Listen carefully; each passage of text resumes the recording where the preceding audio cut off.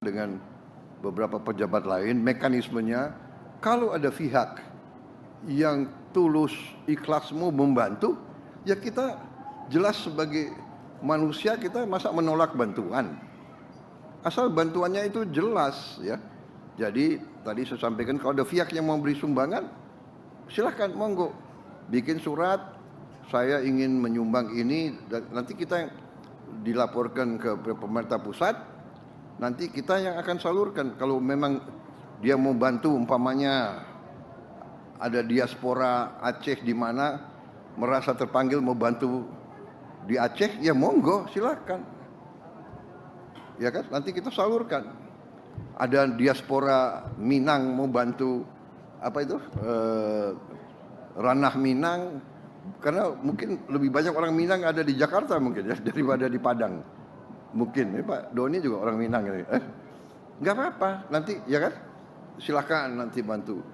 Mungkin ada juga di Sumatera Utara, ada komunitas orang Batak di Jawa juga besar, juga banyak. Silakan. Dari luar negeri kita kalau bantuan ikhlas dan tulus dan nanti tersalurkan, nanti kita serahkan. Nanti mekanisme kita serahkan, mungkin apakah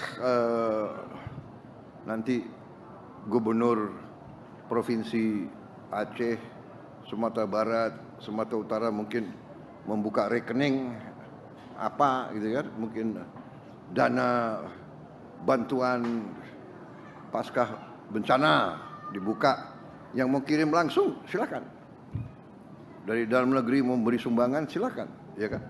Kita tidak menolak bantuan, hanya mekanisme dan prosedurnya harus jelas, ya kan, dan harus ikhlas, karena kita mengalami pernah ya kan, dibantu akhirnya ujungnya ada juga ya kan yang menagih. Tapi kita harus berpikir positif. Yang penting kita secepatnya bekerja untuk meringankan penderitaan rakyat kita dimanapun, itu tujuan kita ya. Jadi saudara-saudara, saya terima kasih sama Danantara yang telah melakukan suatu pekerjaan yang saya lihat baik ya. Ini membangun 600 hunian dalam waktu singkat, itu suatu prestasi. Nanti kita tentunya saya minta Danantara koordinasi dekat dengan BNPB dan pemerintah daerah ya, dengan gubernur dan bupati masing-masing, supaya tidak tumpang tindih. Di mana ya nanti koordinasinya ada yang mau di titik ini jelas siapa yang bangun, dan yang tadi mau titik terpencar siapa itu silakan. Yang penting nanti koordinasi yang ketat ya. Tanya Pemda, tanya gubernur menilai di mana yang lebih penting, tanya bupati bagaimana, BNPB, supaya resources kita benar-benar bermanfaat ya.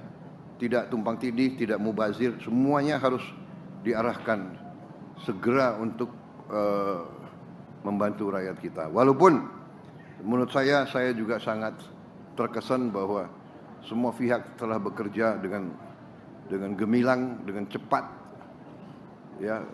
Jembatan yang biasanya kontraktor mengatakan dia butuh 1 bulan, kita bisa selesaikan 10 hari. Ini kan suatu yang harus kita hormati juga ya. Petugas-petugas kita di lapangan, prajurit kita di mana-mana, saya sampaikan apresiasi. Semua KL harus tolong dinilai, anak buahnya yang berbuat baik harus segera dicatat untuk kita nanti memberi penghormatan, memberi yang masih muda nanti dipercepat sekolah-sekolahnya, kariernya ya.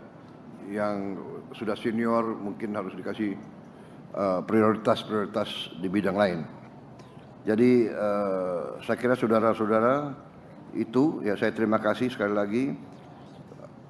Saya nanti minta koordinasi yang ketat, karena tadi dilaporkan ke saya bahwa kebutuhan rumah seluruh 3 provinsi adalah sekitar 90.000. Nah, ya kan? Tiga provinsi yang rusak berat. Apakah yang 15.000 nanti bagian dari 90.000 itu yang harus dibicarakan, ya.